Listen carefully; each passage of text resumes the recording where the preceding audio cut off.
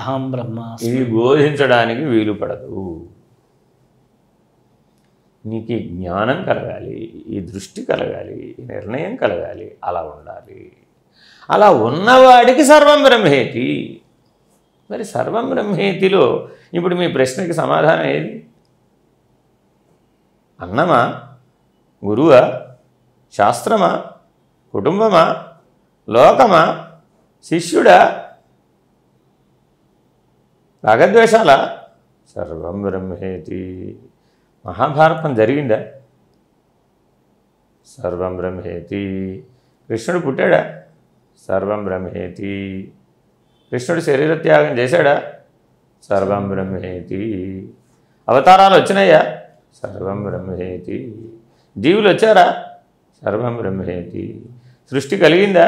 సర్వం బ్రహ్మేతి. పోషించబడిందా? సర్వం బ్రహ్మ. లయమైందా? సర్వం బ్రహ్మ. మళ్ళా తిరిగి వచ్చిందా ఒక కాలంలో? అరే సర్వం బ్రహ్మేతి అని చెప్తుంటే మళ్ళా ఇదంతా కాలం సర్వం బ్రహ్మేతి. కర్మ సర్వం బ్రహ్మేతి. జన్మ సర్వం బ్రహ్మేతి. మృత్యు సర్వం బ్రహ్మేతి. అరే ఇంత చిన్న సత్యాన్ని మనం మరిచిపోయి కథలలో మునిగిపోవడం. 3 ఏళ్ల పిల్లవాడు కాదు. పురాణాలు ఇతిహాసాల గురించి ప్రశ్నిస్తున్నామంటే మన తెలివి ఎంత కింద లెక్కేసేసామంటే 3 ఏళ్ల పిల్లవాడు అంతే.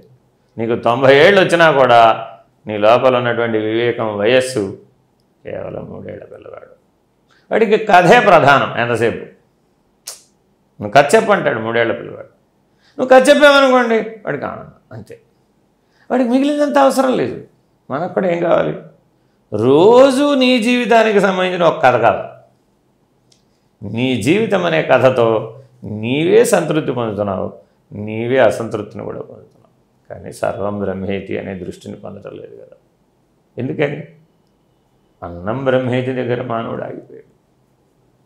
మరి ఎదగాల వద్దా? ఎదగాలి. అన్నం బ్రహ్మేతి అన్న దగ్గర ఆగిపోతే ఎలాగా? అన్నం బ్రహ్మేతి అన్న దగ్గర ఆగిపోయి అది తింటే ఇలా అవుతావు, ఇది తింటే అలా అవుతావు అనేటటువంటి వివాద సృష్టికి కారణమవుతున్నాం.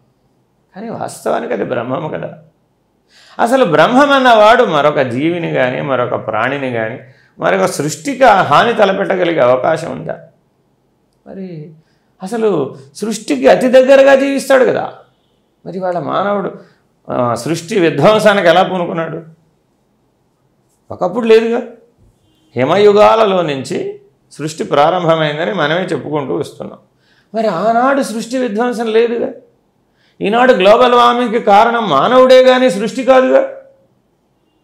సూర్యుడు ఆ సూర్యుడేగా. సూర్యుడిలో తాపమానం మిలియన్ సంవత్సరాలకి 0.25 degrees పెరుగుతుందట. మరి మిలియన్ సంవత్సరాలకు పెరిగే 0.25 degrees వల్ల పెద్ద మార్పు రాదుగా. కానీ మానవుడు సృష్టించే విధ్వంసం వలన 100 సంవత్సరాలలోనే ఎంతో మార్పును చూస్తున్నాం. 100 సంవత్సరాల్లో కాదు. ఇప్పుడు ఉదయం పూట చలిగా వర్షం పడుతుంది, రాత్రంతా వర్షం పడితే రోడ్డు మీద నీళ్లు, 11 అయ్యేసరికి అదిరిపోయే ఎండ, సాయంత్రం 6 గంటలకు అదిరిపోయే వర్షం, రాత్రి మళ్ళీ చల్లి. వీటికి కారణం పరమాత్మని ఎలా చెప్తాం? చెప్పలేంగా. ఎందుకని? మనకి సర్వం బ్రహ్మేతి అనే దృష్టి పోయింది. ప్రతిదానిని నాకు అనుకూలంగా, నా సుఖమే ప్రధానం అనేటటువంటి రాజసికమైన ధర్మం, తామసికమైన లక్షణంతో మనం వినియోగించటం వలన ఈ ప్రశ్నలన్నీ ఉద్భవిస్తుంది. కానీ వాస్తవానికి అందరికీ గురువు వేదం. గుర్తుపెట్టుకోవాలంటే అందరికీ గురువు ఎవరు? వేదం. మరి వేదం నీకు ఈ మాటలు కదా చెప్పింది. మరి ఈ మాటలు మనం ఎందుకు పాటించడం లేదు? అన్నం బ్రహ్మేతిగా చూడటం లేదుగా. సగం తింటున్నావు, సగం పారేస్తాం. దోషం కాదు.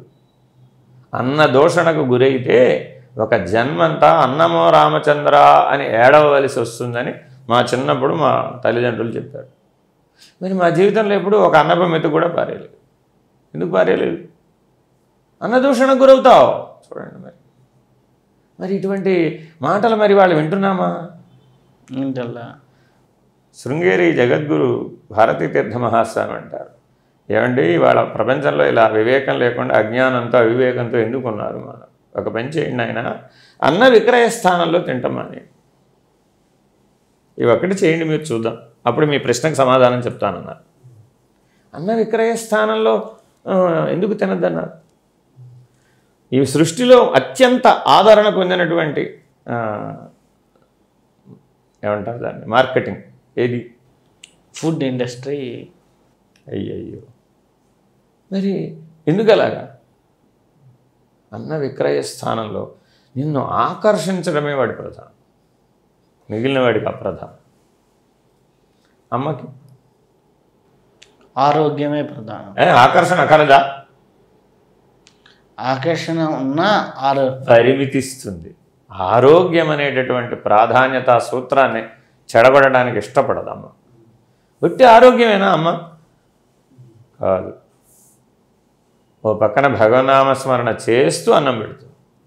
ఇప్పుడు ఏమైంది? ప్రసాదమైంది. అయిపోయింది, మారిపోయింది. మరి అన్నం కాదు అది.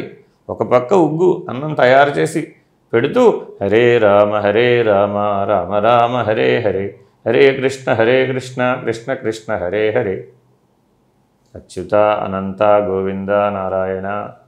ఆయన గోవింద కొట్టు మధ్యలో వాడికి చెప్తుంది, ఆయన గోవింద కొట్టు. వాడు అన్నం తింటూనే ఉంటాడు, వాడి జల్లు గోవింద కొడతాడు. వాడి దృష్టి ఎక్కడ? గోవిందుడు. ఇప్పుడు మానసిక ఆరోగ్యం, బుద్ధి ఆరోగ్యం. అన్నం బ్రహ్మేతి, ప్రాణం బ్రహ్మేతి, మనోబ్రహ్మేతి, విజ్ఞానం బ్రహ్మేతి. మరి ఆనందం బ్రహ్మేతి కాదా? ఆ పిల్లవాడికి ఆనందం కలగలేదా? తల్లి పెట్టినప్పుడు వాడి మొహం అసలు ఎన్ని బ్రహ్మాండమైన కళతో వెలిగిపోతుంది. మీరు చూడండి, ఎంతటి వాడైనా తల్లి అన్నం పెట్టినప్పుడు వాడి మొహం వెలిగిపోతుంది. పెద్దవాడైన తర్వాత వాడు ఏం తినలేదా? ఆ తల్లి పెట్టిన వస్తువులన్నీ ఎప్పుడో తింటూనే ఉంటాడు. వాడు భార్య పెట్టినా కూడా భార్య పెట్టినప్పుడు వాడి మొహం వెలిగిపోదండి. కానీ అదే తల్లి 50 ఏళ్ళకి వండి పెట్టినప్పుడు 70 ఏళ్ల తల్లి వాడి మొహం వెలిగిపోతుంది. అసలు ఎలా వెలుగుతుంది? ఆనందో బ్రహ్మేతి. తల్లిని చూడటల్లా, తల్లి వండి పెట్టినటువంటి ఒట్టిపప్పు అన్నం చూడటల్లా. 50 ఏళ్ల వాడికి ఒట్టిపప్పు అన్నం పెట్టింది 70 ఏళ్ల తల్లి. ఈ ఒట్టిపప్పు అన్నంలో ఏం విశేషం ఉంది? ఏమీ లేదు వాస్తవానికి. కానీ అది అన్న ఆనందో బ్రహ్మేతి. ఇప్పుడు అన్నం పరబ్రహ్మస్వరూపం అయిందా అవలేదా? ఎలా అయింది మరి? ఇది సనాతన ధర్మం. మీరు హోటల్ రూమ్కి వెళ్ళి సర్వర్ సర్వ్ చేస్తూ ఉంటే ఆనందో బ్రహ్మేతిగానే ఉన్నారు అక్కడ కూడా, కానీ విషయానందం. ఏ ఒక్క అంశంలో తేడా వచ్చినా ఆ హోటల్కి మరల వెళతారా మీరు? మరి మీ అమ్మ దగ్గరికి అవేం అవసరం లేదు. అసలు అక్కడ విషయము అనే పరిమితి లేదు. అసలు అది అప్రధానం అయిపోయింది. పరిమితి అసలు అది అప్రధానం. అమ్మ ఏం పెట్టిందన్నది అసలు ప్రమేయం లేదు అక్కడ. మరి అమ్మ దగ్గరికి వెళ్ళి పచ్చడి మెతుకులు తిన్నా అయిపోయాయి కదా. మరి అంటున్నాం కదా మరి మనం. ఇప్పటికీ కూడా చూడండి, అమ్మలందరూ ఆవకాయ పెట్టి పిల్లలందరికీ పంపిస్తారు.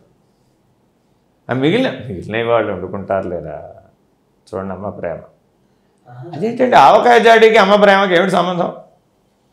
ఒక సందర్భం, మొన్న మా అమ్మ చింతకాయ పచ్చడి వేసి పెడితే, మా అమ్మ చింతకాయ బాగుంది, మా అమ్మ చింతకాయ బాగుంది అంటే ఇంట్లోనే ఇన్ని రోజులు చేసి పెట్టాను నేను. 30 ఏళ్ళు వండి పెట్టిన భార్య గారు కాస్త పక్కకు పోయింది. 3 ఏళ్ళు పెళ్ళయింది. ఎప్పుడు చింతకాయ నేను 20 సార్లు చేసే, ఏ రోజు చెప్పలేదు. అంటే నేను చింతకాయ ప్రధానం గుర్తుపెట్టుకోవాలండి. ఆనందో బ్రహ్మేతి అన్న స్థితి అక్కడ తల్లిదండ్రులను చూడగానే కలిగింది. అందుకని మాతృదేవోభవ, పితృదేవోభవ, ఆచార్య దేవోభవ. గురువుగారి దగ్గరికి వెళ్ళారు. చాలామంది అడుగుతుంటారు నా దగ్గరికి, ఎంతమంది వస్తుంటారు. వచ్చినప్పుడు వాళ్ళకి ఏవో చెప్పి పంపిస్తూ ఉంటాం. వాళ్ళ కుటుంబ సభ్యులు వాళ్ళని అడుగుతుంటారు, గురువు గారు ఈసారి మీకు ఏం చెప్పారు అని అడుగుతారు కదా. ఎందుకని మా దగ్గర వచ్చి 2 రోజులు 3 రోజులు వారం రోజులు 10 రోజులు 40 రోజులు ఉంటారు, ఉండి వెళుతూ ఉంటారు. వెళితే మరి ఏం చెప్పారంటే ఏం చెప్తారు వీళ్ళు? గురువు గారి దగ్గర ఉంటే ఆనందం, మనసు ఎక్కడికి పోదు, స్థిరంగా ఉంటుంది, ఏ విషయాలు పెంచే, ఏ ప్రపంచం కూడా, ఏ చింత ఉండదు. మరి దైవం కూడా అంతే. మరి ఆ 4 స్థానాలలోనూ ఆనందో బ్రహ్మేది అనే నిర్ణయాన్ని పొందుతున్నాం. మరి అంతిమమైనటువంటి నిర్ణయం ఏమిటి?